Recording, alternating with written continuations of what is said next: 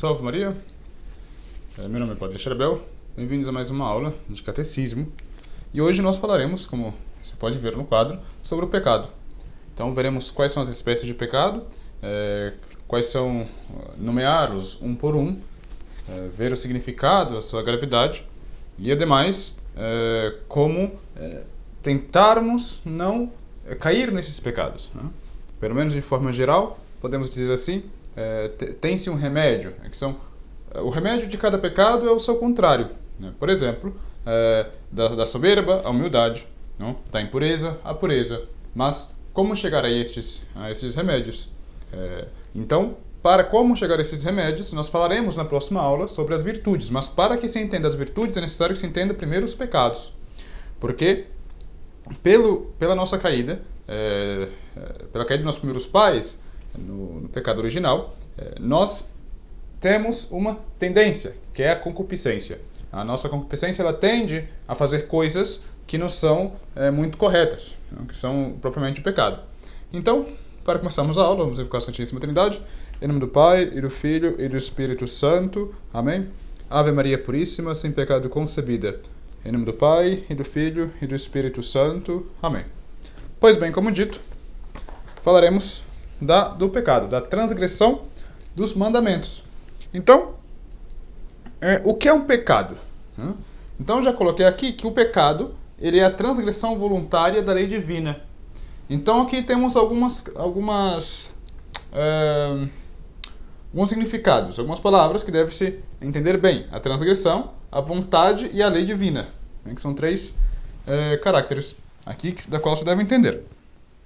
Então, a lei divina toma-se aqui no sentido mais extenso e significa a vontade de Deus, que Ele é nosso supremo Senhor e legislador, de qualquer modo que se nos manifeste, né? Então, quer mandando, quer proibindo. Então, tem aquelas coisas que nos manda fazer e nós devemos fazer, estamos obrigados a fazer, e temos aquelas coisas que nós estamos proibidos a fazer. Então, por conseguinte, abraça não só os mandamentos de Deus e as prescrições feitas por nosso Senhor, mas também todos os preceitos que Deus mesmo gravou desde o princípio no coração do homem. Então, estas leis que nosso Senhor grava no coração do homem são as leis que chamamos leis naturais. E nos faz conhecer pela voz da razão ou da lei natural, assim como também os preceitos e ordens dadas pelos homens como representantes de Deus, como são os preceitos das autoridades legítimas, eclesiásticas e seculares, dos pais e demais superiores. Então tem uma hierarquia. Tem a hierarquia primeiro que vem da transgressão dos mandamentos diretamente definidos pela lei natural, ou os mandamentos de Deus, que é a tábua dos 10 mandamentos, com exceção do terceiro mandamento, que é a guarda das festas, eles são de lei natural. Então o homem, ele nasce, ele se educa e ele sabe distinguir o bem e o mal. Mesmo que seja de modo confuso, mas em seu ato prático, em seu ato mesmo, ele sabe definir, ele sabe diferenciar o bem e o mal. Então, por exemplo, quando eu pego um facão, né, e jogo na minha tia, isto eu sei que é um mal. Eu não preciso ir para o catecismo aprender que isto é um mal. Então, quando eu pego um facão e começo a cortar umas carnes para acolher bem os convidados, eu sei que isto é um bem. Então, nós temos esta lei natural inculcada em nossa razão, já desde os nossos princípios, desde os nossos primeiros pais. Ademais, nossos primeiros pais receberam um mandamento específico, né, para que não se comesse do fruto proibido, e a qual eles transgrediram. Mas, enfim, eles ademais tinham a lei natural e este mandamento específico. Bom, a transgressão é voluntária quando há conhecimento do mal, né, e consentimento da vontade. Então, para ter um pecado, ninguém peca sem querer. Então, se eu estou dormindo de manhã, uma vez eu lembro que eu era pequeno e meus primos foram visitar a minha casa, né, minha família, e tinha um dormindo, e a gente acordou num susto a um dos meus primos, né, e ele começou a gritar, esberrar, ele poderia ter dado um soco, né, de uma ação sem pensar. Então, se ele tivesse dado esse soco naquela hora, porque ele não tinha pensado, ele não tinha pecado, era como uma ação automática, não foi voluntário, não foi algo que ele deliberou, ele pensou, não, vou fazer isto para machucá-los. Não, simplesmente foi um ato repentino. Então, quando há esses atos repentinos, por exemplo, não é um pecado, porque primeiro falta o conhecimento, né? Porque você está fazendo aquilo, normalmente a gente reage de uma forma bastante rápida, e segundo, bom, ele não tinha como controle da situação. Isso é normal, é os nossos instintos. Então, isto não é um pecado. Então, o pecado, ele exige que tenha um conhecimento da matéria, né, e seja uma ação voluntária. Ninguém peca sem querer. Eu matei minha avó aqui sem querer, porque ela estava sentada, eu peguei, não sei, eu dei um remédio e a matei. Então, isto é querendo, isto teve o ato da vontade. Então, o pecado sempre está, portanto, na intenção, não mesmo no ato em si, porque alguns atos, como eu disse, não são voluntários, ou às vezes não temos nem mesmo conhecimento. Pois bem, como por exemplo, uma pessoa que não recebeu o catecismo e somente viu da lei natural, e é um preceito da igreja guardar os domingos. Essa pessoa não vai para a igreja aos domingos, ela não está pecando, porque ela não tem um conhecimento da matéria. Pois bem, então nós temos que ter o conhecimento do mal e o conhecimento da vontade. E de quantos modos se pode pecar? Então tem aqueles pecados de ação e os pecados de omissão. Portanto, se pode pecar por pensamentos, desejos, palavras e obras. E também, por outro lado, se pode pecar por omissão. Então não podemos ser omissos. Nós vivemos em uma sociedade, hoje, atualmente, que por causa do romantismo, por causa de várias deturpações da lei humana, nós vivemos como se o omitir não fosse pecado. Então, pode acontecer, eu deixo o outro vivendo como quer e pronto, eu me omito. Não. Existem pecados por omissões. Pois bem, também tem um pecado que é muito importante lembrar, que também esquecemos, que é o pecado da heresia. Então, quando nosso Senhor, ele é a verdade mesmo, pois ele disse, eu sou o caminho, a verdade e a vida, disse nosso Senhor Jesus Cristo. Ele sendo o caminho, a verdade e a verdade está na pessoa de nosso Senhor Jesus Cristo, a verdade em si. Então, a heresia, ela é um erro voluntário, pertinaz, da qual se nega uma verdade de fé. Então, se nega uma verdade da pessoa de nosso Senhor Jesus Cristo mesmo, ou da vida da igreja, que também faz parte do corpo de Cristo, portanto, da pessoa de Cristo, do Verbo. E o pecado da heresia, ele nos afasta de Deus, porque nós temos uma matéria formalíssima, que é Deus mesmo, e eu me cego voluntariamente, porque eu quero justificar certas ações ou certas teorias, das quais não correspondem à realidade objetiva, da realidade. Então, a heresia ela é outro pecado muito grave, e em tempos normais se tem uma excomunhão para os hereges. Pois bem, Santo Antão, uma vez estava sendo interrogado, eu creio que por um jovem, tem a história de Santo Antão. Santo Antão foi um monge no deserto, creio que do Egito, se eu não estiver enganado, enfim. E ele era um santo, é por isso que chama Santo Antão. Mas era um homem, de fato, santo, na qual vivia ali a sua vida eremítica. Né? O eremitério são aqueles monges que vivem afastados do mundo, fazendo penitência por resto de suas vidas. Pois bem, então creio que alguns jovens disseram a ele, olha, Antão, você é um fornicador. Né? E ele disse, é verdade, eu sou. Olha, Antão, você é um ladrão. E ele dizia, é verdade, eu sou. Olha, Antão, você é isso, aquilo. Ele dizia, é verdade, eu sou. Mas quando disseram a ele, olha, Antão, você é um herege. Aí ele disse, não, aí não, eu não sou um herege. E eles perguntaram, ficaram surpresos, mas por que o Senhor disse àqueles outros, nós sabemos que o Senhor não é, mas o Senhor disse, eu sou. Mas, enquanto a heresia, o Senhor negou. E ele disse, é porque a heresia nos afasta de Deus. Por quê? Porque nós negamos uma matéria formalíssima, que é de Deus.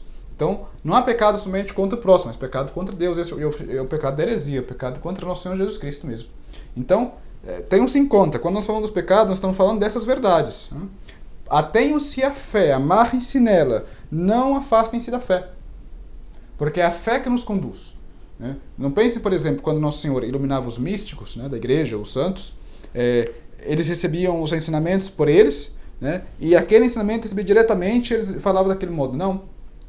Primeiro, primeiro aprendiam o que era da igreja, né? A fé. Então, Nosso Senhor, para prová-los, muitas vezes dava certas consolações, mas também muitas tentações a estes místicos, a estes santos, enfim, a essas pessoas que tiveram uma vida mais íntima da vida de Nosso Senhor Jesus Cristo, em certo sentido.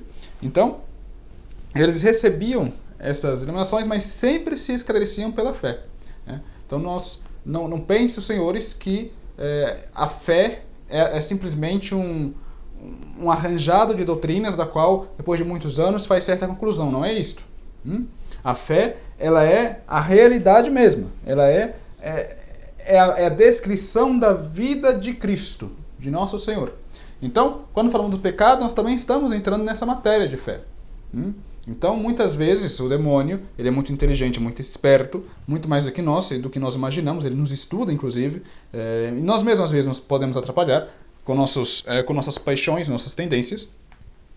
Muitas vezes ele usa de certas dúvidas nossas para inculcar não somente uma dúvida, mas fazer daquela dúvida uma certeza. Então aí, claro, uma coisa é você cair nessa incerteza voluntariamente, aqui tem a transgressão voluntária, e uma sem querer, porque você está confuso. Mas que ele faz isso, ele faz. E a sociedade atual, toda a sociedade atual, todo mundo está nesta enganação do maligno, da qual já não existe mais pecado. Já não importa quais são as espécies de pecado, os gêneros. Pois isso está acontecendo, inclusive no nosso meio tradicional, infelizmente, se fala muito de doutrina, de teologia, mas esquece aqui do fundamental, da vida da graça, da vida com Deus, né? Então, o fundamental, o essencial, que a nossa vida com Deus não pode ser esquecida. O resto, muito bem-vindo. Vamos ter debates teológicos, debates sobre liturgia, debates sobre isto e aquilo, porque é a vida da igreja. A vida da igreja é assim mesmo.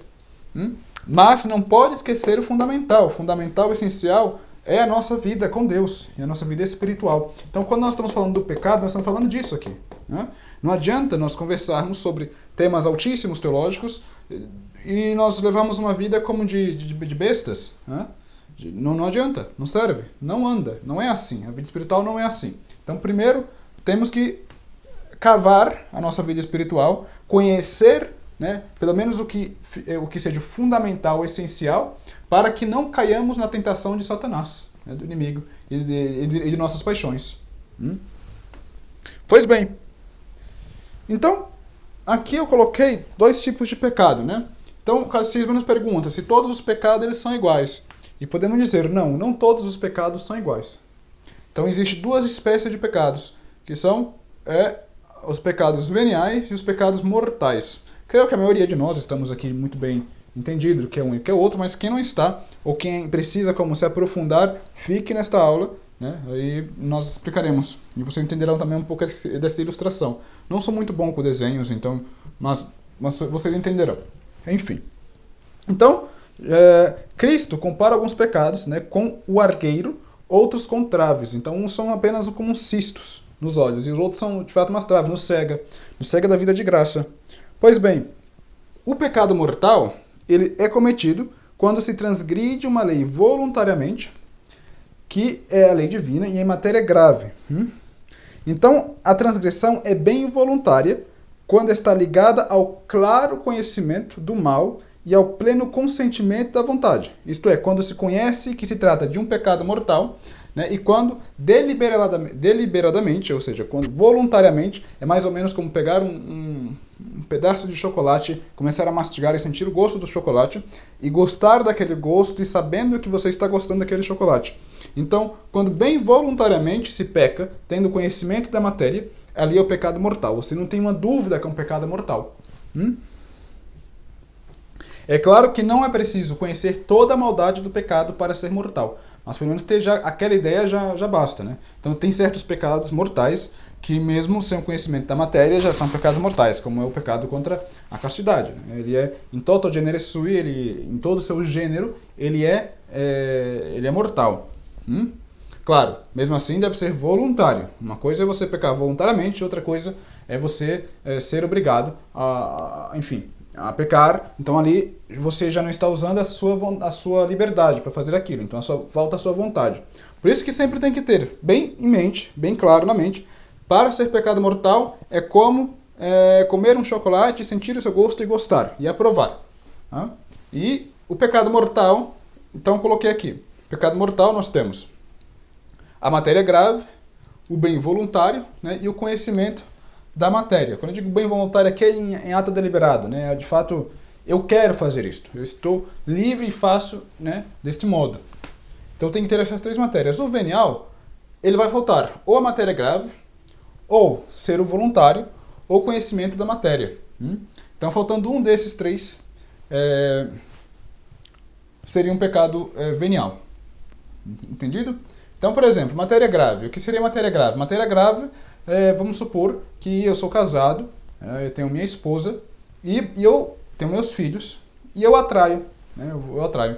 Então, acontece muito isso na nossa sociedade atual.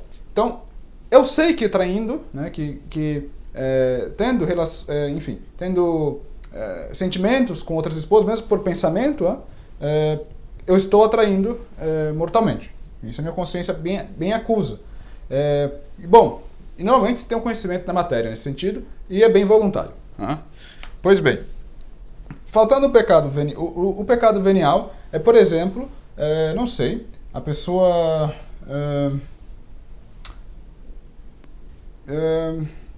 por exemplo, a pessoa estava no parque e ela teve uma briga, ela brigou com alguém, não sei, do nada aconteceu uma briga, a pessoa gritou com outra pessoa, mas gritou porque estava de fato nervosa, porque o caráter dela é daquele jeito e ela não podia se controlar. Então, bom, ela teve uma briga, ela gritou, ela teve uma discussão, ela se irou ali, mas como as suas paixões, como ela de fato, naturalmente ela é daquele modo, né? Ela não quis de fato fazer aquilo, foi como uma reação natural dela, então faltou aqui o bem voluntário. Ademais, bom, deveria ver qual era a pessoa, se era com a mãe dela era mais grave, se era justamente com a pessoa que ela não conhecia era menos grave. Então tem toda esta... enfim, estas situações da qual modifica a matéria do pecado, né? Tem uma palavra, tem toda esta casuística. Pois bem. Então, por que o pecado grave ele se chama pecado grave? Porque o pecado grave ele rouba da pessoa a graça que Deus impõe na sua alma. Então, quando nós cometemos um pecado grave, de matéria grave, enfim, com essas condições, a pessoa deixa de existir para Deus. No sentido de, ela não pode mais corresponder às graças de Deus. Ela expulsou Deus da sua alma, expulsou o Espírito Santo da sua alma. Então, a sua alma fica como morta. Ela está viva, né? Mas a alma para Deus está como manchada, está morta, né? Já não existe. Então, por isso que chama pecado grave. Então, nunca esqueça dessas três condições para cometer o pecado grave. Então, e ademais, quando essa pessoa se torna morta, digamos assim, para Deus, ela se torna merecedora do inferno. Então, quem está em pecado grave, sem fazer o ato de contrição, quem está assim normal, em pecado grave, faça o ato de contrição, se confesse com o primeiro padre que vê, né, desde que ele dê a absolvição, bonitinho, tudo direito, do jeito que manda a igreja, na Santa Amada Igreja, e não fique com pecado grave na alma. Se confesse. Por quê? Porque naquela situação de pecado grave, se nós morremos, se nos salvamos, né, se nós nos arrependemos naquele último momento, porque pode acontecer que eu me arrependo e tenho amor a Deus, eu tenho um ato de amor a Deus, se tiver um ato de amor a Deus, certamente nosso Senhor nos salvará, mas mesmo assim, se acontecer de se salvar, porque já não morrerá com pecado grave, pois se arrependeu, a pessoa certamente ficará quase que um bom tempo pelo purgatório. Mas se morre em pecado mortal, sem se arrepender, sem ter o ato de amor a Deus, ela vai diretamente para o inferno. E lembre-se que, quando nós falamos de inferno, de céu, nós estamos falando da nossa vida, de fato. É a vida. Então nós temos aqui a vida na Terra, que ela digamos assim, 50, 70 anos. Né? Quem vive 100 vive ainda pesadamente, é difícil. É complicado, né? Parece que é uma purificação que Deus faz na vida da pessoa, pelo menos no nosso estado atual de pecado.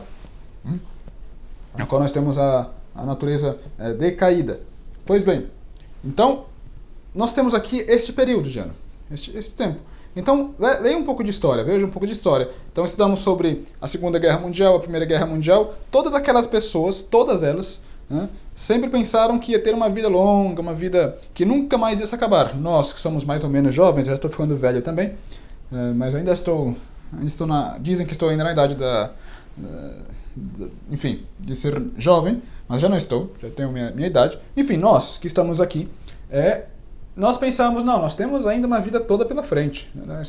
Para que fazer penitência agora? Para que fazer sacrifícios? Para que ficar tentando fazer algo que é contra minhas paixões e minhas tendências? Né? Para que oferecer minha vida para Deus? Porque eu tenho muito tempo. Pois bem, deve-se ter em conta que todas essas pessoas que pensam assim, não todas, mas pelo menos uma grande quantidade delas, às vezes são pegados em uma situação da qual desconheciam. Quantos amigos nossos nós temos que já morreram? E são jovens assim. Quantos amigos nossos, quantos familiares nossos que estavam aí aproveitando a vida, né, e morreram e nós não sabemos os seus destinos? Porque morreram em uma situação de pecado, que normalmente, pelo menos do qual nós tínhamos conhecimento, estavam com pecado. Claro, aquele último momento só Deus sabe, não podemos julgá-los, mas nós vemos assim, e temos muitos exemplos, né, ainda mais na nossa sociedade atual. Quantas pessoas da história não se arrependeram daquilo que elas fizeram e morreram daquele modo? Então, quando nós estamos falando da vida eterna, nós não estamos falando apenas desses 80 anos, desses 70, 50, ou 40, ou 25 anos mesmo. Nós estamos falando de delícias eternas, de alegria eterna, de felicidade eterna, de uma vida feliz. Olha aqui, nossa vida. Então imagine esta vida que nós estamos aqui e nós queremos ser felizes. Temos tudo o que nós queremos nesta vida. Tudo. Riquezas, tudo o que nós queremos. Pois bem, então imagine esta vida alegre, né, supostamente alegre, entre aspas, aqui. Mas não aqui, por toda a eternidade. Depois que passou 100 anos, entre aspas, porque na eternidade não tem anos, vão ser com apenas uma hora, um instante. Então na eternidade nós teremos essas delícias, esta vida eterna, né, esta alegria na qual nós não conhecemos, nenhum olho viu, nenhum ouvido escutou, nenhum coração prescutou. Nós não sabemos como é, mas sabemos que é a felicidade mesmo. Então, será que não vale a pena fazer este pequeno sacrifício, ter o conhecimento da doutrina, para ter aquela vida inteira de felicidade, de delícias, da qual nós não temos nem mesmo conhecimento, nem imaginamos como pode ser, de tão boa, de tão alegre que é? Ou será que nós não nos importamos e quando nós chegarmos a outra vida nós veremos que depois de passar 1000 anos, ainda assim, entre aspas, porque na eternidade não tem tempo, né? Depois de ter passado 1000 anos, nós vemos que é apenas um dia. Então imagina a pessoa que vive mais pobremente neste mundo, a pessoa que não tem nenhuma alegria, é simplesmente que está depressiva, que está sendo atormentada pela sua vida. Então imagina isto, veja isto, e veja que o inferno é muito pior do que isto. Isto não é nada em comparação com o inferno, não é nada. Só ainda delícia. Uma pessoa do inferno ainda queria estar nessa situação que esta pessoa na Terra está. Nós falamos muito das crianças da África. Pois bem, imagine uma criança da África, imagine que uma pessoa do inferno queria estar naquela situação. Depois de passar um dia, uma eternidade, nós percebemos que é somente um instante. E nunca mais terá fim, não terá mais esperança. Tudo se acabou. Tudo se reduziu a nada, a miséria. Nós não queremos uma vida dessa. Nós queremos a vida da graça. Então não podemos descuidar da graça, porque nós estamos falando da nossa vida mesma, do nosso destino final. E vence aquele que continuar no caminho da fé, no caminho da caridade e da esperança. Fé, esperança e caridade são as 3 virtudes teologais. Pois bem, eu creio que... Deixa eu ver aqui quanto tempo passou.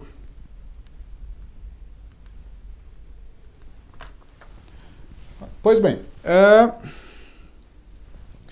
então eu disse que o pecado mortal, ele nos tira da vida de Deus e nos merece o inferno. E de fato, ele nos merece o inferno. Não fique com o pecado mortal na alma dos senhores. Se tiver a desgraça de ter um pecado mortal, recorra a um sacerdote, peça perdão a Deus, mude de vida, tenha a intenção de não mais pecar, nunca mais.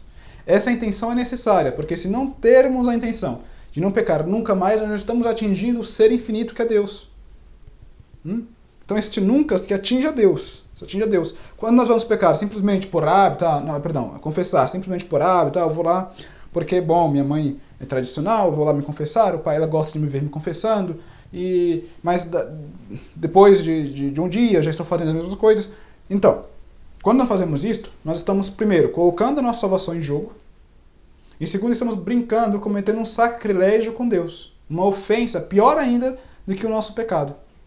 Então, quando nós vamos nos confessar com um confessor, nós vamos nos confessar com humildade. Isto quer dizer, com as intenções que a igreja nos coloca, né? Com as condições que a igreja nos coloca. Pois bem, por isso que quando, na carta de Santiago, no Apocalipse, capítulo 3, versículo 1, diz o seguinte: tens a reputação de que vives e estás morto. Porque quando estamos no pecado mortal, estamos vivendo, mas é como se estivéssemos mortos. Para Deus nós estamos mortos. Então não fica um pecado mortal. E Deus ele quer perdoar-nos. Hein? Não pense que Deus digamos, um Deus maldoso. Não, Deus é a bondade mesma. Deus é a mesma felicidade. Deus é tudo de positivo que nós podemos conhecer. Hein? Então tudo está em Deus. O bom é Deus, a bondade é Deus.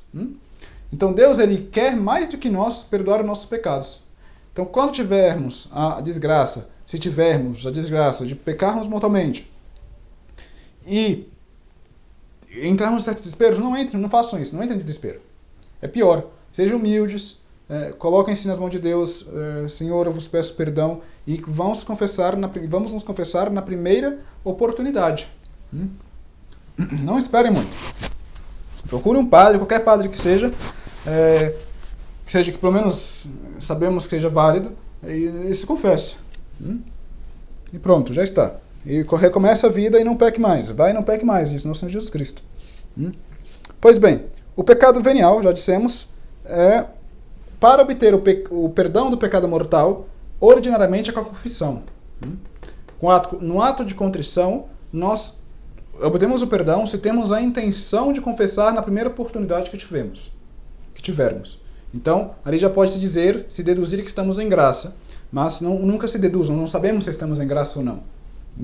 Nós presumimos apenas, temos a esperança de estarmos em graça. Então, com o pecado venial, quando nós temos o pecado venial, nós podemos... o nosso pecado venial pode ser perdoado de várias formas, dando esmolas, enfim, ensinando o catecismo para alguém que não sabe, enfim, fazendo atos de piedade, orações. Então tudo isso se faz com uma vênia, por isso chama venial, né? Como se por uma vênia, como certas vênias, nós podemos pedir perdão a Deus e Deus ele nos outorga o seu perdão. Porque Deus ele quer nos perdoar, ele quer mais nos perdoar do que nós mesmos queremos ser perdoados. Né? Creio nisso. Pois bem, aqui eu coloquei uma ilustração. Aqui vamos supor que é um sol, é como se fosse uma luz. Eu coloquei aqui luz da graça. E aqui tem um homenzinho caminhando neste sentido. Vocês podem ver que aqui tem uma separação entre o venial e o mortal, como uma parede, um chão dividindo entre os dois. Pois bem, por que eu coloco o homenzinho aqui? Porque para saber que o pecado venial, apesar de não ser um pecado grave, não serem pecados graves, à medida em que nós cometemos e nós não nos arrependemos, vamos cometendo 1, 2, 3, 4. Vocês verem, estamos aqui mais perto da luz da graça, quando estamos como sem pecados veniais. Então, nos confessamos, estamos limpinhos, pagamos a penitência, foi feita a satisfação. Pois bem, estamos aqui pertinho da luz da graça, mas aí cometemos 1, 2, 3, 4, 5. Vocês podem ver aí que a luz da graça, ela alcança tudo isto. Mas, à medida que eu me afasto da luz, eu vou me escurecendo.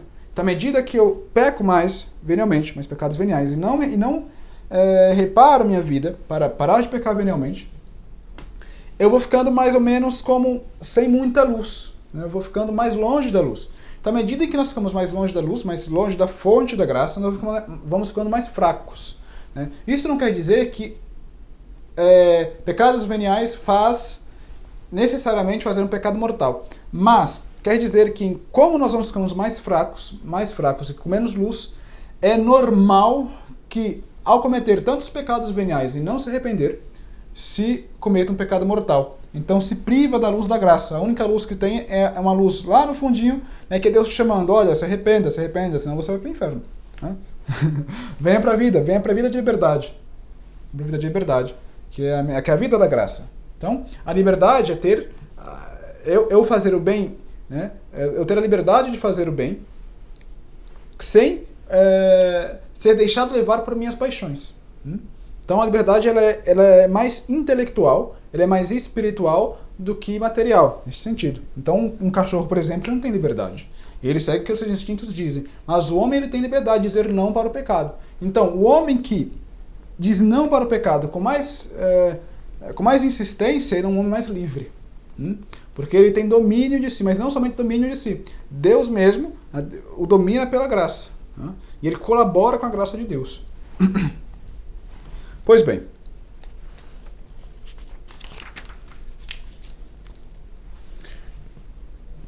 Bom, então nós já dissemos quais são o resultado de pecar mortalmente, né, os frutos do pecado mortal, que é nos afastar da vida de Deus, e nos tornarmos como certos inimigos de Deus. Né? Então não pequem mortalmente jamais. Bom,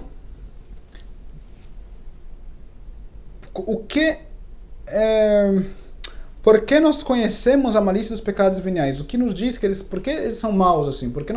O que nos diz que eles são maus? Porque eles são assim? Bom, então nós sabemos pelas Sagradas Escrituras que Deus ele castigou os anjos rebeldes, né? E também castigou nossos primeiros pais. Portanto, tem certos pecados que Deus ele castiga e não gosta. Começando pelos anjos rebeldes. Não pense que os anjos rebeldes é uma história da Bíblia, é simplesmente para ilustrar. É uma realidade. O mundo ele tem uma ordem, da qual nós, homens, devemos perceber tanto a ordem sensitiva, porque nós temos essa parte material, quanto a ordem espiritual, porque nós temos a parte racional. E quanto mais estamos em graça, mais vamos percebendo a ordem espiritual. Então, os anjos rebeldes, eles estão aqui no mundo, mas é claro que eles estão condenados ao inferno, eles estão sofrendo, mas por sua inveja, eles são invejosos, eles estão buscando perder cada alma, cada cristão. A todo momento eles estão buscando perder as almas, mas só pode perceber isto, de fato, digamos, com a luz da experiência, se assim pode dizer, se chegar mais perto da luz da graça. Então temos que fazer o nosso esforço para que possamos estarmos sempre com a luz da graça. Então, deste modo, eu perceberei que este mundo espiritual não é apenas uma história inventada, não é uma história medieval. É a realidade mesmo. Nós estamos envoltos desses invejosos que nos querem fazer perder a alma. E, obviamente, nosso Senhor ele envia os seus anjos bons para nos guardar. Tanto nós temos o anjo da guarda. Todos nós temos o anjo da guarda. Pois bem, mas nós sabemos que pela história, nosso Senhor ele castigou, né, os nossos primeiros pais, Adão e Eva, né, e também castigou os anjos, né, os anjos maus. Então, nós também vemos nas Escrituras que existe o fogo eterno. Nosso Senhor falou do fogo eterno. Então, quando nós falamos fogo eterno, não é uma coisinha, não temos uma dúvida que vai ser, vai ser 1000 anos e depois Nosso Senhor ele vai tirar. Não é isto. Lembre-se que na eternidade não existe tempo. Então é eterno. Se o Nosso Senhor diz fogo eterno, as palavras de Deus, que é o Verbo, que é o Criador do céu e da terra, que fez toda a realidade, fez todas as coisas em nós mesmos para Ele, né, são infalíveis. Não são metáforas. Não é que Ele fala para que nós tenhamos apenas medo. Não. É a realidade mesmo. Nós estamos em perigo. Nós estamos em constante perigo aqui nessa terra. Não se enganem. Não nos enganemos. Porque infelizmente, há um jogo muito forte psicológico que está acontecendo no nosso mundo atual, da qual as pessoas estão caindo e pensando que elas estão salvando daquele modo. Não. A realidade é como é. Eu tenho um propósito de estar aqui na Terra. Nós temos um propósito. Cada um de nós temos um propósito específico, mas o propósito geral é conhecer, amar e servir a Deus. Tudo o que sai disso está errado, está mal. Pois bem, e pelos cruéis padecimentos e morte que o Verbo de Deus, que nosso Senhor Jesus Cristo, Filho de Deus Pai, sofreu na cruz. Então nós vemos que Se ele sofreu daquele modo, ele que é Deus, o Criador do céu e da terra, dono de todas as riquezas, de todo o ouro, de tudo que se pode existir, se ele sofreu daquele modo para não se livrar do pecado, é porque tem uma malícia muito grande do pecado. Não é uma história medieval. Não se enganem, não sejam inocentes nesse sentido. Ingênuos, não sejam ingênuos. Pois bem, por isso que em Tobias, no livro de Tobias, capítulo 12, versículo 10, diz o seguinte: os que cometem pecado e iniquidade são inimigos das suas almas. Pois lembramos que a nossa alma ela é nascida para a imortalidade. Nós temos um nascimento, temos um começo, mas a partir do momento que ela nasce, a nossa alma humana, ela está em volta para a eternidade. Ela participa da eternidade de Deus. E é muito melhor nós participarmos da eternidade de Deus com todas as delícias da vida eterna que sermos condenados por toda a eternidade. Porque Deus nos fez assim. Deus ele nos fez assim e Ele quer esta prova de amor nossa, da qual nós devemos nos mantermos fiéis a Ele para que Ele nos possa pegar-nos pela mão e nos salvar. Então, há uma correspondência. Ele nos deu liberdade, portanto, usamos-la. E lembre-se que a liberdade está sempre aqui, na parte racional, na parte espiritual. Não é material. Bom, eu já disse que porque nós devemos tomar cuidado com o pecado venial, porque mesmo que eles não sejam uma ofensa grave a Deus, eles ainda assim são uma ofensa infinita, a Deus, ou seja, porque Deus é o ser infinito. E eles vão nos escurecendo à medida que nós pecamos e não nos arrependemos. Então, de fato, deve-se evitar mesmo os pecados veniais. Mas como ser isto na sociedade moderna? É muito fácil. Se vigie. Claro, exige uma certa... o hábito, existe pegar o hábito. Então, eu começo hoje com certos... cuidando de certos pecados veniais. Então, eu vou para a empresa, não respondo ao meu chefe, ou seja, enfim, vou trabalhando nisso hoje. Depois no outro dia, eu já somente respondo ao meu chefe, mas eu sou caridoso com meus colegas de trabalho, porque eu não quero arrumar briga, nada, porque por amor a Deus. Logo, eu chego em casa, minha esposa chega cansada, e normalmente quando chegamos cansados nós brigamos, então já escuta a esposa falar alto e se silencia. Então, enfim, dá para trabalhar sim, é simplesmente se vigiar, baixar, por exemplo, a vista em certas ocasiões. Não custa nada, não vai doer, não sai sangue. Fiquem tranquilos. Então, se pode sim evitar mesmo os pecados veniais. E é para isso que nós estamos nessa terra. Nessa terra nós estamos para chegarmos àquela divina transformação, da qual não precisamos nem mesmo ir pelo purgatório, pelo menos não por muito tempo, mas não existe tempo, eu estou usando de forma metafórica. Mas enfim, que não precisamos ficar por muito tempo no purgatório para irmos com Deus. Normalmente, o normal é nós sairmos desta vida e irmos para o céu. Este é o normal. Mas isso exige um trabalho. Da qual a igreja chama de ascese. Mas ascese não pense que é para o monge que está lá no deserto. Não, a ascese é para cada um de nós. É para o pai de família, para os filhos, para o padre secular, para o padre religioso. Todos eles têm um trabalho de ascese, que é o trabalho do seu trabalho pessoal, de se ir aperfeiçoando de pouco a pouco, até chegar a uma certa perfeição da qual já está preparado para, caso nosso Senhor Jesus Cristo o chame, já ir normalmente com Ele. Porque o normal de nós, depois dessa vida, é irmos para o céu. Este é o normal, esta é a norma, esta é a lei. Foi para isso que Deus nos fez. Mas, enfim, muita gente não compreende e acaba obedecendo a outra norma. Então, só vai para o inferno quem quer. Sem querer não vai para o inferno, mas nós escolhemos este querer. Lembre-se que o querer é um trabalho contínuo, um trabalho de hábito. Muitas vezes é difícil, parece difícil no começo, para começar. De fato, também quando eu estava no mundo secular, que eu começar um trabalho específico, diferente do que eu fazia anteriormente, era difícil começar, mas depois pegava o hábito, depois eu sabia trabalhar. Então a mesma coisa é com a vida espiritual. Pode ser como nos assustamos assim de começo? Pode ser, mas depois a gente pega o hábito. Ele se torna a nossa vida ordinária, a nossa vida do dia a dia. Então não se assustem com isso. De fato, nós estamos aqui para alcançar a perfeição. Não estamos aqui para não, vou evitar o pecado mortal, mas vou falar mal da minha amiga, vou falar mal do padre fulano, do padre ciclano, ou... Não estamos aqui para isso. Essas coisas vocês esqueçam. Quando vocês veem esses debates, essas fofocas, mesmo de parte de religiosos, acusando outros religiosos, saiam disso. Isso não é de Deus. Isso não está sendo movido por amor a Deus. Eu tenho certeza disso. Então Deus ele nos deu um mandamento, né? Amar a Deus sobre todas as coisas e ao próximo como a ti mesmo. Então, eu vos deixo meu novo mandamento, amai-vos uns aos outros, né? Assim como eu vos amei, disse nosso Senhor Jesus Cristo. Então, para ter esse amor aos outros, primeiro se deve ter amor a Deus. E logo tem o amor verdadeiro para os outros, que é aquele amor de caridade, o amor que eu amo para que ele conheça a Deus e se salve, como eu estou tentando fazer a minha vida. Este é o amor ao próximo, o amor verdadeiro ao próximo. Pois bem. Então, no que diz ao pecado, nós entramos em um tema. Perdão. Nós entramos em um tema em que fala da consciência. Então, a consciência, como eu já disse, ela é a voz de Deus na nossa inteligência. Então, a nossa consciência, ela nos diz o que é certo e o que é errado. Então, muita gente tem uma consciência relaxada, ou uma consciência frouxa, né? Larga. Então, muita gente não escuta essa voz da consciência porque já está aí acostumada a fazer tantas coisas que perder a consciência. Então, veja essa palavra, consciência.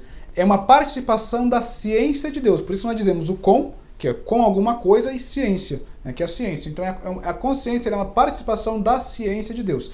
Então quem tem uma boa consciência e quem segue a sua consciência, que está bem esclarecida, bem formada, está participando da ciência de Deus. Então tem um espírito de ciência, que é um dom do Espírito Santo.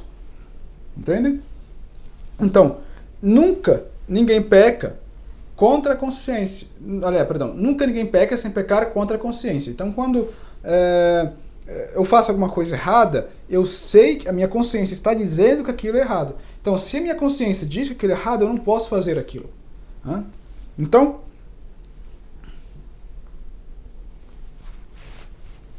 tudo que não é conforme a fé, isto quer dizer também conforme a consciência, é pecado. Já diz São Paulo.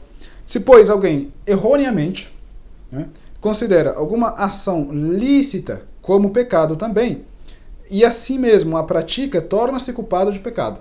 Então, de fato, a consciência é a voz de Deus na nossa alma, que eu tenho que segui-la. Mas, na voz da consciência, nós temos dois tipos de consciência, que é a consciência perplexa e a consciência larga. A consciência perplexa é aquela consciência... como se pode dizer? É aquela consciência que pode levar ao escrúpulo, a certos toques. Então, tem muitas pessoas na vida espiritual que, com o avançar da vida espiritual, se torna uma consciência escrupulosa, que é uma consciência que vê pecado onde não existe, onde não há. Então, normalmente são as pessoas que têm a consciência perplexa, mas eu também já conheci um homem que ele tinha a consciência mais larga, mais frouxa, né, e se tornou escrupuloso, né, passou de um lado para o outro.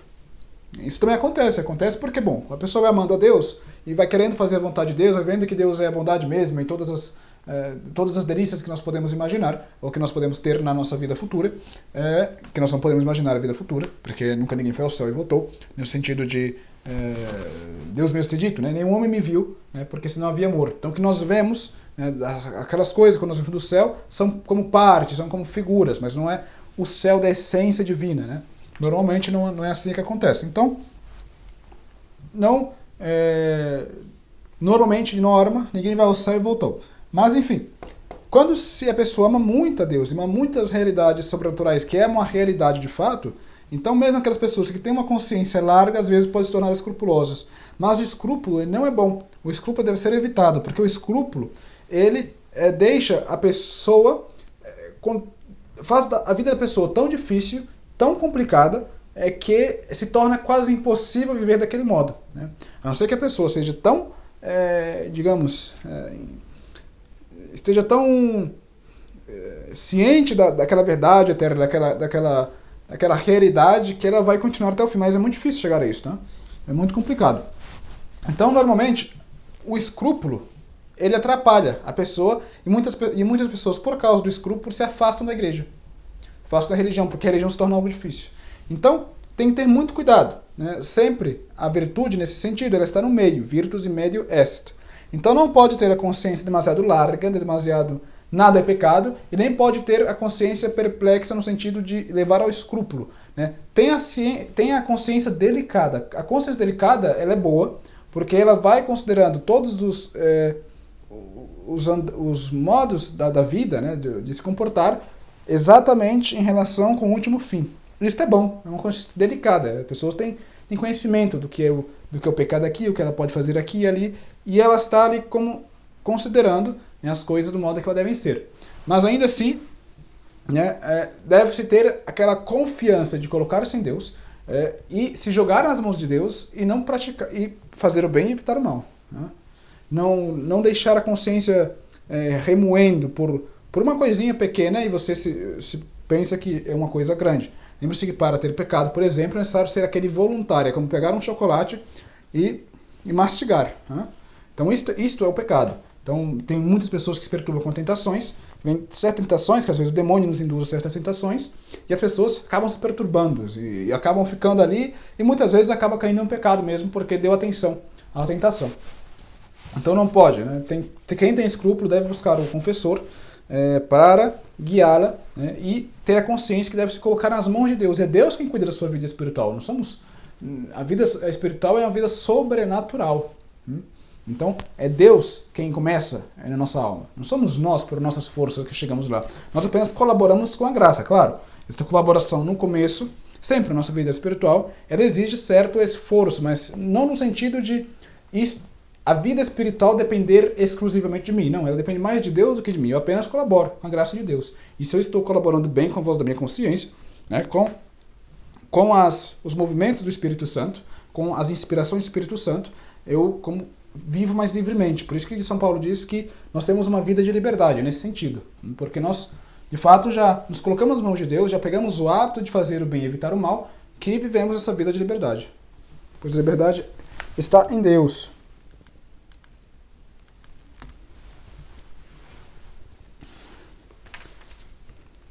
Bom, então eu vou nomear aqui rapidamente os pecados, sem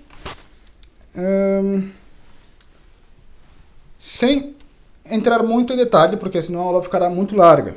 Então, são várias espécies de pecados. Então nós temos 4 espécies de pecado, que são as seguintes. O primeiro são os 7 pecados ou vícios capitais. O segundo são 6 pecados contra o Espírito Santo. E tem os 4 pecados que bradam ao céu e os 9 pecados alheios, que este é o menos famoso, né? Muitas pessoas não falam dele. Então, na aula seguinte, eu estava de plano fazer apenas uma aula, mas como vejo que ficará um pouco larga, eu dividirei esta aula em 2. Então, na próxima aula, nós falaremos das espécies de pecado, né, que são os pecados dos vícios capitais, os 6 pecados contra o Espírito Santo, os 4 pecados que brandam vingança do céu, ou bradam ao céu, e os 9 pecados alheios, que esses são os menos conhecidos. Pois bem, pelo momento, aqueles que querem ver já de uma vez que pecados são estes, talvez eu coloque com o tempo na descrição do vídeo estes pecados, que em uma lista, né, muito fácil de colocar, então fica aí na descrição estes pecados, porque senão a aula ficará muito longa. Pois aqui nós chegamos na conclusão de que nós devemos colocar a nossa confiança, a nossa esperança totalmente em Deus. Porque se não colocamos a nossa confiança em Deus, nós estaremos ainda faltando com aquela virtude teologal da esperança. Então a esperança ela anda junto com o amor e a caridade e a fé. Então nós falamos de todas as coisas aqui nesta aula, quando falamos do pecado, da fé, que nós não devemos como escolher o que crer e o que não crer, porque a fé é o próprio Cristo, né? O que nos deve mover a obedecer esses mandamentos, que é a caridade, a vida da graça, né? E, portanto, o amor a Deus, é assim que se ama a Deus, procurando o estado de graça.